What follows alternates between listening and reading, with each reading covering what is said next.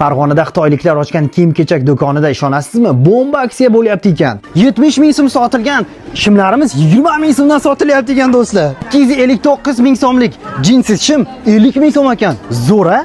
Qo'limdagi mana bu Jenfer 119 ming so'm sotilgan ekan, hozir bo'lsa 50 ming so'm ekan. Undan tashqari bu yerga qishki kiyimlarni cho'tkilar kelibdi. Erkaklar va ayollarga palto va kurtkalarni zo'rlarini toparkansiz. Yosh bolalarga ham bor deysizmi? Hada, zo'rlari shu yerda ekan. Ish vaqti har kuni soat 8:30 dan 18:00 gacha bemalol kelaverarkansizlar. Ha, aytgancha tez kunda pastki qavatda ham Chaukining ikkinchi filiali ochilyapti do'stlar. Ushbu qavatga yigit va qizlarni ishga qabul qilishyapti ekan. Shu raqamga tel qilaverasizlar, Abbos aka ko'taradi. Do'stlar, manzil o'sha Marg'ilon shahar kombinat bozorida, kiraverishida eski Media Parkning 2-etajda, 1-etaji ham tez kunlarda ochilyapti.